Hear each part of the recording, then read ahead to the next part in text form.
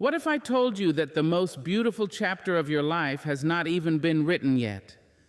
What if I told you that 60 is not the end of your story, but the bold beginning of the greatest page you will ever turn? At 60, the world often whispers, "It's too late." Too late to dream, too late to change, too late to love, too late to begin again. But let me tell you something that will shake your soul. 60 is not the end of the road. It is the crown of the mountain. You have climbed through storms, stumbled through valleys, carried burdens heavier than most could imagine, and yet you stand. And standing at 60 means you carry the wisdom of decades, the scars of survival, and the fire of resilience.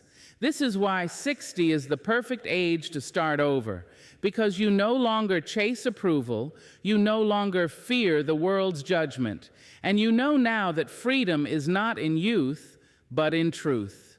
So, stay with me, because by the end of this journey, you will see that 60 is not the sunset, it is the sunrise your soul has been waiting for. When we are young, life teaches us to bow our heads toward the applause of others. From our earliest days, we are measured, graded, and judged by the voices around us. A child longs for a parent's nod, a student for a teacher's praise, a worker for a supervisor's approval. The world tells us that worth is found in gold stars, in promotions, in the clapping of hands that are not our own. We learn to bend, to mold, to contort our spirits into shapes that please the crowd. But what we are rarely told is that this applause is fleeting, and the cost of chasing it is the slow erosion of our truth. At 60, something shifts. It does not arrive with the turning of the calendar or the lighting of candles on a cake. It comes quietly, like a sunrise after a long night. You wake one day and realize that the voices you once thought were so loud are nothing more than whispers carried by the wind. You see that the applause you chased could never fill the silence of your heart.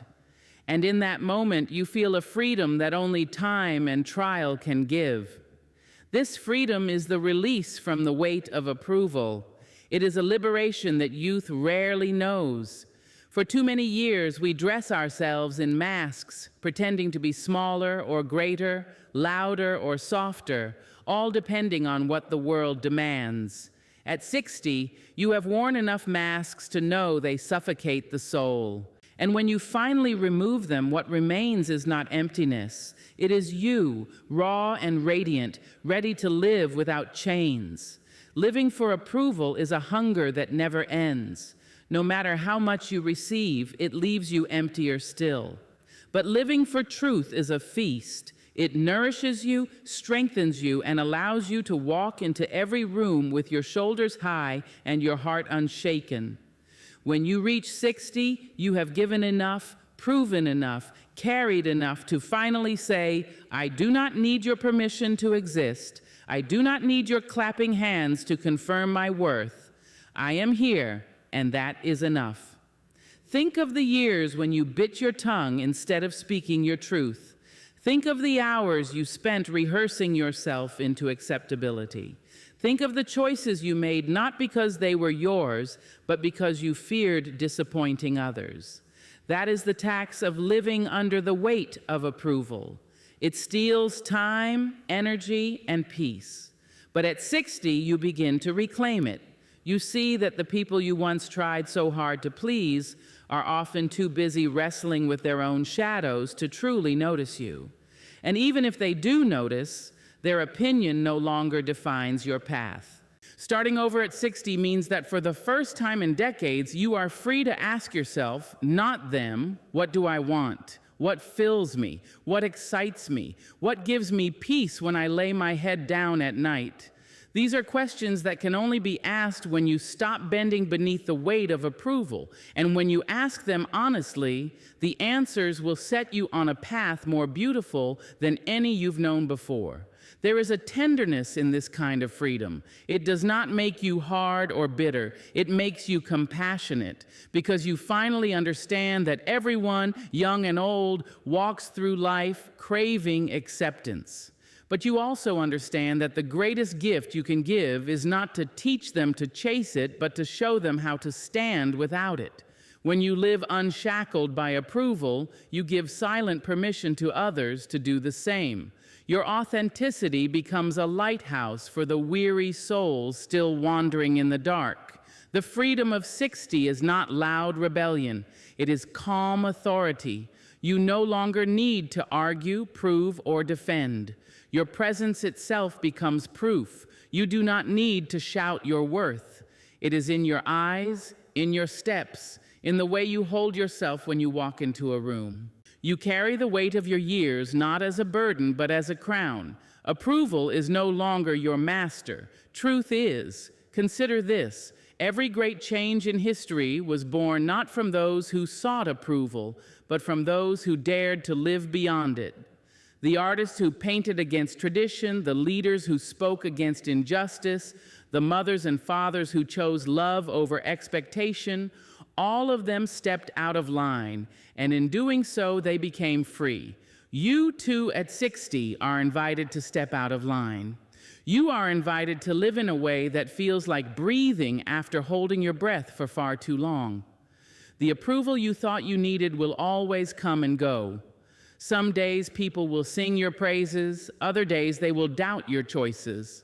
But none of that changes the quiet truth of who you are. At 60, you see that clearly. You see that a life lived chasing applause is a life spent running in circles. But a life lived for truth moves in a straight line toward peace.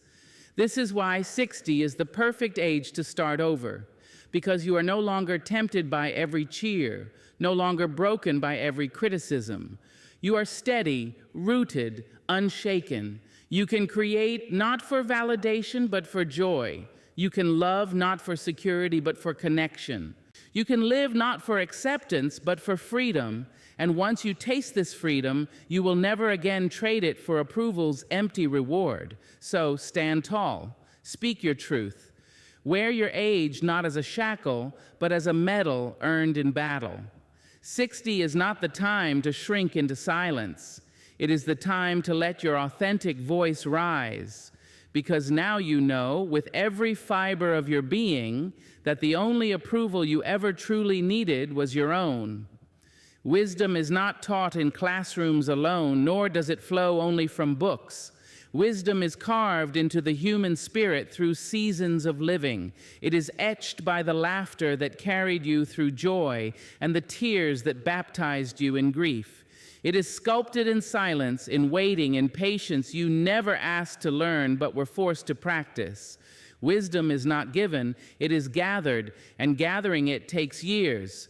This is why, at 60, you hold something priceless, something no bank can store, no thief can steal, no market can crash. You hold wisdom.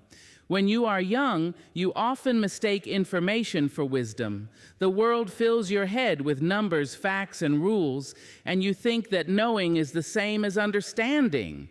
But time teaches you otherwise. A book can tell you how to love, but only a broken heart can show you its depths. A teacher can outline the path of success, but only failure can reveal the grit it demands. At 60, you have walked through both loss and triumph, and in doing so, you have gathered a treasure far greater than youth's energy. You hold the currency of insight, and that is wealth beyond imagination. This currency changes how you see the world.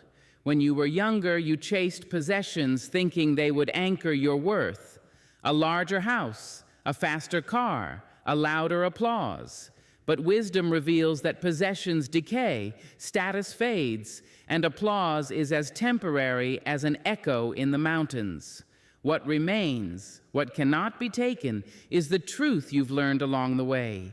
You know the difference between what glitters and what matters. You know that peace outweighs profit, that health is richer than gold, and that love is the only investment that multiplies even when everything else falls apart. At 60, you can start over not as a student fumbling through life's lessons, but as a sage carrying the knowledge of years. You don't need to rush because you've already seen how haste leads to regret. You don't need to fear because you faced storms and discovered you were stronger than the winds that tried to tear you down. You don't need to beg for direction because your intuition, sharpened by experience, is now the compass you can trust. Wisdom at this age is not a quiet whisper. It is a steady voice within, guiding you to what matters most. Think of the times in your past when you thought a closed door was the end of everything. A lost job, a broken relationship, a missed opportunity. In youth, it feels like destruction. But with wisdom, you know better. You know that every ending carried within it the seed of a new beginning. You know that rejection often disguised protection. You know that sometimes the very thing you cried for not receiving was the thing that would have harmed you had it been given. Wisdom turns wounds into teachers, and at 60, you are rich with such lessons. There is a calmness that comes with this kind of wealth. While the young rush to prove themselves, while the restless scramble for recognition, you can sit still and know that nothing real is ever lost. You can smile at failure because you see it not as defeat, but as redirection. You can look at success not as a crown, but as a stepping stone. Wisdom is perspective, and perspective is power. It allows you to walk into your new beginning with both eyes open, unafraid of what lies ahead. When you carry wisdom, you no longer trade your energy for things that have no return. You do not waste your soul trying to impress those who will never understand you. You do not waste your time on battles that drain your spirit. Instead, you invest in what nourishes you, in kindness, in learning, in connections that bring life to your days. This is the economy of wisdom. Every act of love grows interest. Every act of gratitude multiplies. Every moment of presence compounds into joy that no market can shake. Wisdom also grants you the gift of teaching. Your story is not yours alone. It is a lantern for those walking the same roads you once stumbled down. At 60, you can start over not only for yourself, but as a guide for those who need your light. When you share your lessons, when you show your scars, when you speak truth without pretense, you become a living book of hope for someone who thinks they cannot survive what you have already overcome. That is wealth worth more than gold, the power to inspire, to heal, to remind others that they are not alone. This currency of wisdom also transforms your relationship with yourself. You no longer punish yourself for mistakes because you see that every mistake was a teacher in disguise. You no longer envy others because you understand that every path has its storms. You no longer fear aging because you know that years do not take away, they give. They give you clarity, patience, resilience, and depth. At 60, you look in the mirror, and instead of seeing what time has taken, you see what time has given. You see wisdom in your eyes, courage in your stance, and stories written into the lines on your face. And what a gift it is to start over with this wealth. Imagine beginning not with empty hands, but with hands full of lessons, truths, and insights. Imagine choosing not blindly, but with discernment. Imagine living not to accumulate, but to contribute. This is the advantage of 60. You are no longer rich in youth's illusions. You are rich in wisdom's reality. And reality is a far better place to build a new life. So many fear aging as a decline, but in truth, it is an ascension. You rise from the illusions that once trapped you. You ascend above the noise of shallow opinions. You see the horizon with clarity, and with each step forward, you spend the currency of wisdom in the only way it was meant to be spent, in living fully, freely, and fearlessly. Because wisdom once earned was never meant to be stored away, it was meant to be lived. There comes a time in every life when the mask grows too heavy to carry. In youth, the world teaches us to wear disguises, to bend ourselves into acceptable shapes, to mute the fire of our souls so that others are not startled by its brightness. We are taught to perform instead of to live, to adjust instead of to shine. And though these masks may win us approval, they steal something far more precious, the chance to live as ourselves. But at 60, the performance begins to lose its power. You have worn the costumes long enough to see that they do not fit, and you have spoken the rehearsed lines long enough to hear the hollowness echo back to you. Authenticity, living as you truly are, calls to you like a voice rising from deep within the marrow of your being. And to answer that call requires courage, for the world is not always kind to truth-tellers. Yet courage is the gift of your years. You have faced storms and survived. You have carried burdens and endured. And now you possess the strength to live in a way that is no longer borrowed, but fully, unapologetically your own. Authenticity is not about perfection, it is about presence. It is the willingness to show up as you are, scars and all, without apology. It is the courage to say, "This is who I am, this is my truth, this is my story." When you are younger, you hide these things because you fear rejection. You smooth out the rough edges of your personality, cover the wounds of your heart, silence the words that might offend. But at 60, you understand something profound. The people who truly love you do not need you to be perfect. They need you to be real. And the people who demand perfection never truly loved you at all. Living authentically is an act of rebellion in a world that thrives on imitation. From advertisements to social media, you are told every day who you should be, what you should buy, how you should look, and even how you should feel. To stand against that tide and declare, "I will live as myself," requires a bravery far greater than climbing any mountain or crossing any sea. Because authenticity strips away the shield of conformity, leaving you visible, vulnerable, and raw. And yet, paradoxically, that very vulnerability becomes your strength. It is the soil from which true connection grows. At 60, courage takes a new form. It is not the loud, reckless bravery of youth, but the steady, unshakable courage of one who has lived through much and fears little. You no longer have to prove yourself through daring feats or empty risks. Your courage lies in being true to yourself, even if it costs you comfort, even if it costs you company, even if it costs you approval. Because you have learned that the only thing worse than losing people is losing yourself in the effort to keep them. Living authentically also means embracing your story, the entire story, not just the polished chapters. The mistakes, the heartbreaks, the regrets, the failures, these are not stains on your character. They are proof of your humanity. To hide them is to deny the very experiences that gave you depth. But to share them, to live openly with them, is to claim the fullness of who you are. Authenticity means standing tall in the truth of your past while still reaching forward into the light of your future. It is not shame, it is liberation. The courage to live authentically also transforms your relationships. When you are real, you invite others to be real as well. Your honesty becomes a safe haven where others can drop their masks. Conversations deepen, connections strengthen, and love becomes something rooted not in performance, but in truth. At 60, you no longer need the shallow approval of the many. You crave instead the deep, soul-filling presence of the few who see you as you are and love you still. This shift is the fruit of authenticity. Fewer but richer connections, quieter but truer love.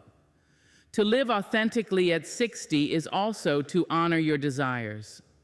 Too often, you may have silenced them for duty, responsibility, or expectation. You told yourself there was no time, no money, no permission to follow the call of your heart. But the courage to live authentically whispers that it is never too late. If your soul longs to paint, paint. If your heart aches to write, write. If your spirit yearns to travel, travel. If your body craves rest, then rest. These are not luxuries, they are necessities for a life lived in truth. And what is courage if not the decision to honor the truth even when it feels risky? At 60, risk no longer frightens you as it once did, because you understand that the greatest risk is not failing, it is never trying at all. You understand that regret is heavier than fear, and authenticity frees you from carrying that weight into the future. You see clearly that you cannot relive your 20s, nor would you want to, but you can live your 60s with a fullness that makes those younger years seem like rehearsal. The world may look at 60 and whisper, slowing down. But authenticity laughs at such small visions. Authenticity says, now I live. Now I write my own rules, not because I am reckless, but because I am wise enough to know that rules without truth are cages. Now I speak my truth, not to offend, but because silence would be a betrayal to my own soul. Now I love deeply, not because I fear being alone, but because I have finally learned to love myself. This is the courage of authenticity, the courage to look in the mirror and recognize yourself, to speak and hear your own voice, to walk and see your own footprints on the path. It is the courage to stop asking, who do they want me to be, and start asking, who have I always been beneath the noise? And once you answer that question honestly, there is no turning back. Authenticity does not promise ease, but it does promise freedom. And freedom at 60 is the most sacred gift you can give yourself. For you have carried too much, hidden too much, and dimmed your light too long. Now is the time to burn brightly, courageously, and authentically, for the world does not need another imitation. It needs the brilliance of you as you are, unmasked and unafraid. There is a moment in life when you realize that time is not endless. In youth, the hours stretch like wide open skies, the days seem abundant, and the years roll forward without much thought. You waste mornings on worries that will not matter, evenings on distractions that will not last, and whole seasons chasing things that leave your soul hollow. You believe there will always be another chance, another tomorrow, another day to finally begin living. But when 60 arrives, time begins to speak with a different voice. It is no longer a vague backdrop to your days. It becomes a sacred presence, a treasure to be honored, a gift you no longer take for granted. At 60, you have witnessed how swiftly the decades pass. You remember being 20 as if it were yesterday, 30 as if it were just this morning, 40 as if it were only a dream you barely woke from. The milestones you once thought so far away arrived and vanished with startling speed. And in that realization comes a new reverence for time itself. You begin to treat it not as something to be spent carelessly, but as something holy, to be cherished with intention. Every sunrise feels different now. It is not just light spilling over the horizon, it is an invitation. Each dawn whispers, you are still here, you still have breath, you still have a chance. And each evening, when the sun folds itself back into the earth, you feel the weight of gratitude, knowing that another day has been lived and will never come again. Time is precious because it cannot be stored, cannot be paused, cannot be bargained with.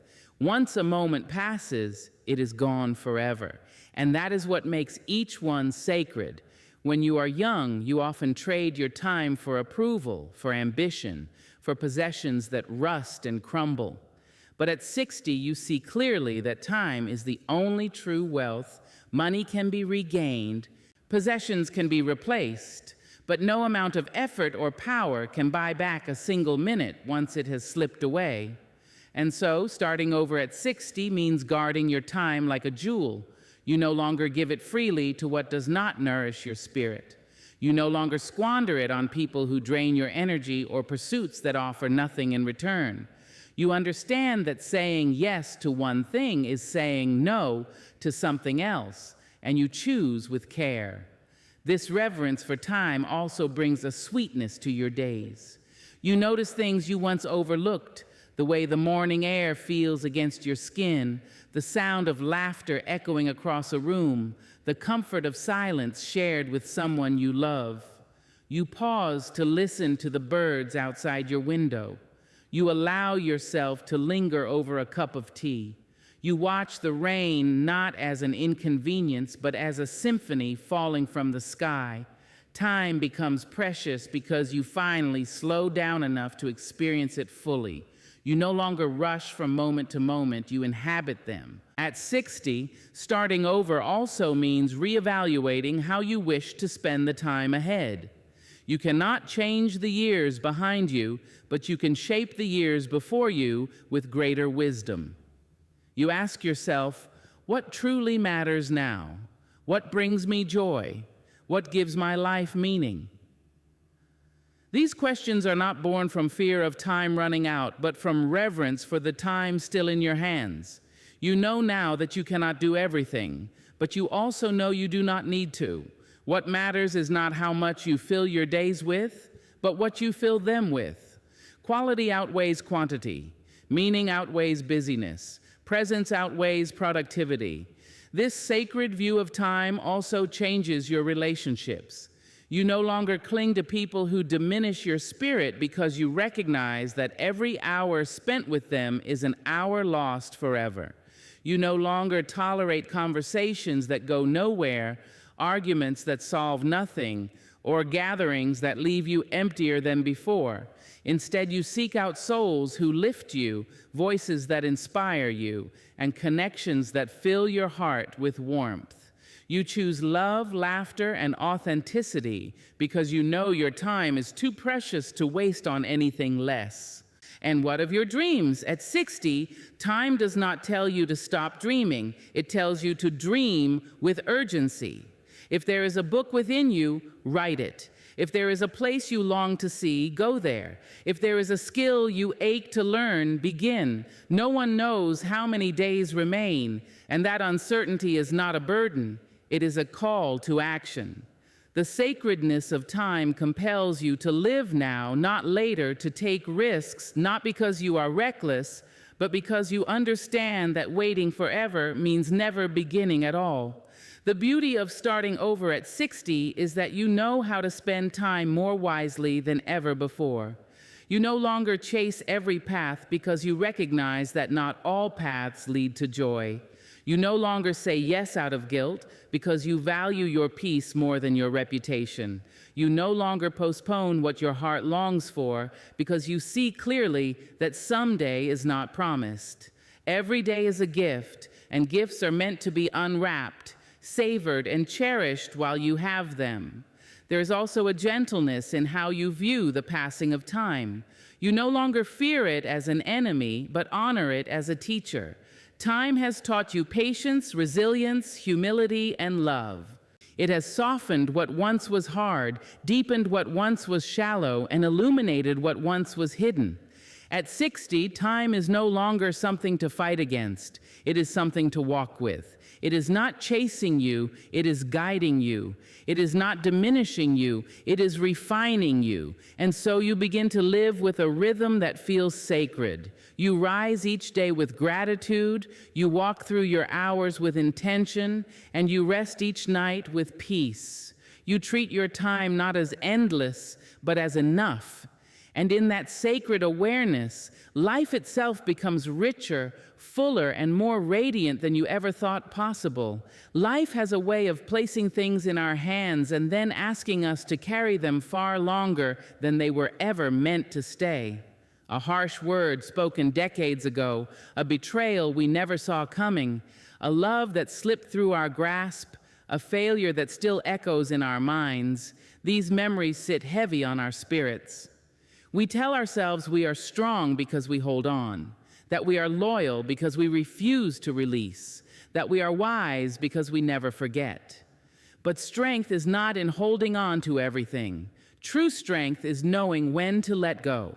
At 60, you have held enough.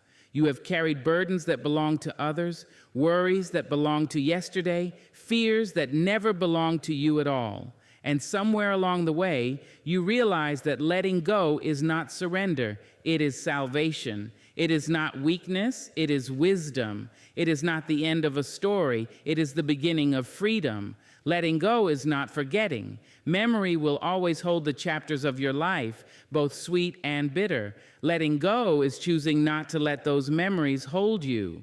It is loosening the grip of pain on your heart so that joy can enter again. It is unclenching your fists, not because what you lost didn't matter, but because holding on is tearing your spirit apart. There is courage in remembering without reliving, in honoring the past without being trapped by it. Think of all the things you once believed you could never release, the anger that seemed justified, the regret that whispered in the dark, the shame that shadowed your choices. You may have believed that clinging to these things protected you somehow, but what they did was chain you to yesterday, leaving no space for tomorrow. At 60, you see clearly. Those chains were never meant to be yours. Your soul was built for flight, not captivity. And the wings of your spirit can only spread when you let go of the weights that keep you grounded in pain. There is also a quiet beauty in letting go of people who no longer walk in rhythm with your journey. Relationships serve their seasons. Some arrive to teach you, some to challenge you, some to heal you, and some to break you open so that you may grow. Not all are meant to last forever. Letting go of those whose presence now harms more than helps is not betrayal. It is the deepest act of love for them and for yourself. You honor what you had, but you make room for what is coming. And in that act, you reclaim the power to step into your future without carrying the weight of what no longer belongs. Letting go is also about releasing the image of who you thought you should be. We all carry visions of ourselves, roles we believed we had to play, expectations we thought we had to meet. For years, you may have tried to be the perfect parent, the perfect partner, the perfect friend, the perfect worker. You wore yourself thin, trying to live up to an image that was never human to begin with. At 60, the wisdom of your years tells you this: perfection is a prison, and the key to freedom is letting go of the need to be flawless. You are not perfect, and you were never meant to be. You are real, and that is more than enough. To let go is also to forgive, not just others, but yourself. Perhaps this is the hardest of all. You replay the choices you regret, the words you wish you hadn't spoken, the opportunities you let slip by. You punish yourself with memories as if reliving them will somehow undo them. But forgiveness is not about erasing what was done. It is about freeing yourself from the burden of endless punishment. You did the best you could with what you knew then, and now you know better. Letting go means extending grace to the person you once were, so you can walk forward as the person you are becoming. There is a sacred peace that comes with release. The moment you unclench your hands, you realize they are free to hold something new. The moment you stop rehearsing the pain, you hear the music of the present. The moment you release regret, you make space for gratitude. Letting go is not losing, it is opening. It is trusting that life has more to give, that love is not over, that purpose has not expired. At 60, you begin to see letting go as a form of strength you did not have before. In youth, you clung tightly because you feared loss would destroy you. But loss did come, and though it hurt, you survived. Now you know you can release and still remain whole. You can let go and still rise. You can say goodbye and still find joy again. This knowledge is the quiet courage of age. It allows you to live lighter, freer, unburdened. Letting go also reshapes your relationship with time. You realize that clinging to the past steals moments from the present. and the present is all you truly have. Each second wasted on resentment is a second stolen from joy. Each hour spent reliving regret is an hour taken from possibility. To let go is to honor time as the sacred gift it is. It is to say, I will not waste another day carrying yesterday. I choose today, I choose now. And so, letting go becomes a practice of love. Love for yourself because you deserve peace. Love for others because holding on to resentment keeps them chained as well. Love for life because you recognize that every ending makes space for a new beginning. At 60, this act of release is not about loss. It is about gain. You gain space, you gain clarity, you gain freedom, you gain the lightness to step into the next chapter unshackled and unafraid. There is no shame in having held on so long. We all do. We all believe for a time that holding on is proof of strength, but the truth is revealed only later. Strength is in the release. The power of letting go is the power to begin again. It is the power to reclaim joy, to rediscover yourself, to welcome the beauty of what has yet to arrive. And when you stand at 60, hands open, heart free, spirit light, you realize that letting go was never about losing. It was always about making space for the life you were always meant to live. For so much of life, success is handed to us like a script. It is measured in the size of the house, the shine of the car, the number of promotions, the digits in the bank account. We are told that success means climbing higher, running faster, earning more, collecting titles that glitter but do not glow. And for decades, many of us follow this script faithfully, believing that one day it will deliver us to fulfillment. But then 60 arrives, and something profound happens. You realize that the script was never written with your soul in mind, and you finally find the courage to rewrite it. At 60, success looks different. It is not about proving anything to anyone. It is not about collecting trophies that will gather dust. It is not about winning races that no longer matter. Success becomes deeply personal, intimate, and sacred. It is defined not by the eyes watching from outside, but by the peace resting quietly within. You realize that true success has little to do with applause and everything to do with alignment. Alignment between your choices and your truth, between your days and your heart. You may look back on times when you achieved what the world celebrated, yet felt strangely empty inside. Perhaps you got the promotion but lost your health, or earned the money but lost the joy of your days. Those victories, though impressive, did not nourish you. At 60, you no longer wish to sacrifice your soul at the altar of appearance. You long for a success that allows you to breathe, to laugh, to sleep peacefully at night. You long for a success that feels like home. Redefining success means honoring the things that once seemed small, but now reveal themselves as treasures. Waking up without dread pressing against your chest, sitting at a table with people who see and love you, having the strength to walk, the clarity to think, the freedom to choose. These things may not earn applause from the world, but they are the currency of a life well lived. And at 60, you are wise enough to know that they matter more than anything else. This new definition of success is also about presence. In youth, success often means striving, always reaching for what is just beyond your grasp. You live in a constant state of not yet, always chasing the next milestone. But at 60, you understand that if success is always ahead of you, you will never arrive. You begin to measure success not by where you are going, but by how deeply you are living right now. Success is not out there, it is here. It is the laughter you share, the gratitude you feel, the peace you cultivate. It is not the next chapter, it is the line you are writing in this moment. Redefining success also means giving yourself permission to change direction. Perhaps you spent decades in one career, one role, one version of yourself, and now your heart longs for something new. Success does not mean clinging to what no longer fits. It means daring to pivot, daring to reinvent, daring to begin again.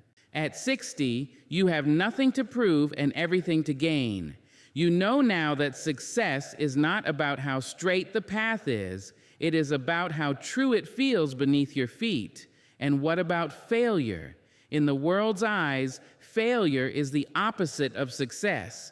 But with age comes the wisdom to see that failure is not the enemy, it is the teacher. The mistakes you made, the risks that didn't work out, the dreams that fell apart, these were not detours from success. They were part of it. They refined you, deepened you, made you wiser. Redefining success means no longer fearing failure, but embracing it as part of the journey. Every scar becomes a medal, every stumble a step forward. This new vision of success also liberates you from comparison. When you were younger, it was easy to measure yourself against others, to feel behind, inadequate, less than. But at 60, you realize that every path is unique. Some bloom early, some bloom late, some bloom again and again. There is no race, no scoreboard, no universal timeline. Redefining success means saying, my life is mine, my pace is mine, my victories are mine. It means stepping out of the shadow of comparison and into the light of your own truth. Imagine the peace that comes when you no longer chase someone else's definition of success. Imagine waking each day and asking, what matters to me? Imagine measuring your life not in trophies, but in moments of joy, in breaths of gratitude, in nights of rest, in mornings of possibility. That is the gift of 60, the chance to live a definition of success that fits your soul like a second skin. And in this freedom, something beautiful happens. You become more generous. Because when success is no longer about proving yourself, it becomes about uplifting others. You find joy in mentoring, in sharing your story, in helping others rise. Your success becomes less about accumulation and more about contribution. And in that giving, you discover a richness that no paycheck could ever buy. This redefinition also softens your relationship with time. You no longer measure success in decades of achievement, but in days well lived. One day of peace can feel more successful than a decade of striving. One conversation of truth can feel more successful than a lifetime of small talk. One act of kindness can feel more successful than any award. Time, when seen through the lens of wisdom, magnifies the meaning of success. So at 60, you begin again with a definition that belongs only to you. Success is waking with gratitude. Success is walking in authenticity. Success is letting go of what no longer serves you. Success is love in your heart, peace in your spirit, and joy in your steps. And once you taste this kind of success, you will never again settle for the hollow version the world once tried to sell you. You will live lighter, freer, truer. Because now you know success is not what you earn, it is how you live. There is a lie that whispers softly in the ears of those who grow older. It says, love belongs to the young, that purpose belongs to those still climbing, that passion belongs to those whose steps are quick and whose faces are unlined. It says at a certain age, you must settle into the shadows, grow quiet, and let life pass you by. But at 60, with the clarity of a heart that has endured, you know this whisper is nothing more than fear dressed in falsehood, because love has no age and purpose has no expiration date. Love is not confined to the blush of youth or the fire of early passion. Love deepens with time, it ripens with experience, it becomes more tender with age. At 60, love is no longer about the urgency to be chosen, it is about the freedom to choose.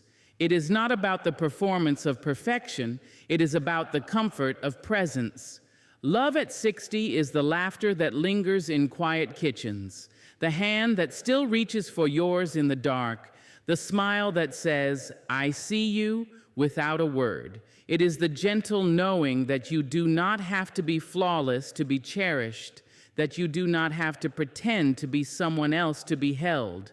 And love does not only live in romance, love expands. It stretches into friendships that stand the test of time, into children who have grown but never outgrown your embrace, into grandchildren who carry pieces of your spirit into the future. It lives in neighbors, in communities, in strangers who become family through kindness. At 60, you understand love not as a possession, but as a flow, a current that moves through you and connects you to the world. You are both the giver and the receiver, the well and the drink, the story and the song. But love also begins with yourself. Perhaps for decades you poured into everyone else until your own spirit felt dry. At 60, you are invited to fall in love with yourself again, to care for your body not because it is perfect, but because it carries you, to honor your heart not because it never broke, but because it healed, to cherish your mind not because it knows everything, but because it still wonders. This love for yourself becomes the foundation for all other love. And when you live with this kind of tenderness toward yourself, you radiate a light that touches everyone around you. Then there is purpose. For too long, we have been told that purpose is tied to careers, to accomplishments, to building and striving. But what happens when the career ends, when the striving quiets, when the building is done? Too many believe that purpose ends as well. But the truth is, purpose shifts. It does not vanish. Purpose is not tied to youth, it is tied to breath. As long as you are breathing, your life carries meaning and your days carry possibility. At 60, purpose may look different than it did at 20 or 30, but it is no less powerful. Purpose may be in the wisdom you pass down to others, in the art you finally have the courage to create, in the stories you tell that will outlive you. It may be in nurturing gardens, in rocking babies, in teaching hands younger than yours how to hold steady. Purpose is not about scale, it is about sincerity. A kind word can carry as much purpose as a grand achievement. A life touched is a legacy built. When you redefine purpose in this way, life opens up again. You no longer ask, "Am I too old?" But instead, "What is mine to do now?" You no longer see the years behind you as wasted, but as preparation. Every heartbreak, every lesson, every triumph, every tear, each was shaping you for this season of purpose. At 60, you realize you are not winding down. You are stepping into a chapter where purpose is no longer tangled with ego, where it is pure, clear, and deeply human. The beauty of love and purpose is that they feed one another. When you live with purpose, your love grows deeper because you feel connected to something beyond yourself.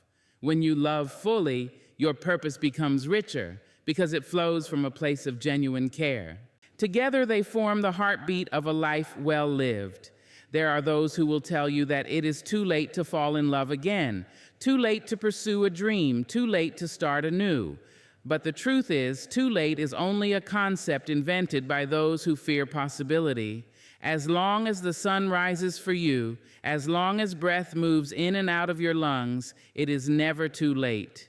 You may fall in love again at 60, at 70, at 80. You may paint your first canvas, write your first book, learn your first dance steps. You may still surprise yourself with the joy of beginning again. Love and purpose are not about age, they are about spirit. And spirit does not wrinkle, it does not tire, it does not fade. Spirit is eternal, and it continues to reach, to grow, to give, no matter the number on your years. At 60, you carry the blessing of perspective. You know what matters and what does not. You know that love is not measured by grand gestures, but by quiet consistency. You know that purpose is not measured by applause, but by impact. This knowledge frees you to live more authentically, to give more generously, to love more fearlessly. When you stand in this truth, you become an example to others. Younger generations look at you and see that love is not limited, that purpose is not bound, that aging is not decline, but evolution. You teach them by your very being that the fire of the human spirit never burns out. It only burns brighter with wisdom. So when 60 arrives, it does not bring an ending. It brings an invitation to love more deeply than ever before, to live with purpose unburdened by pretense, to embrace every moment as a chance to begin again. You are not finished. You are not diminished.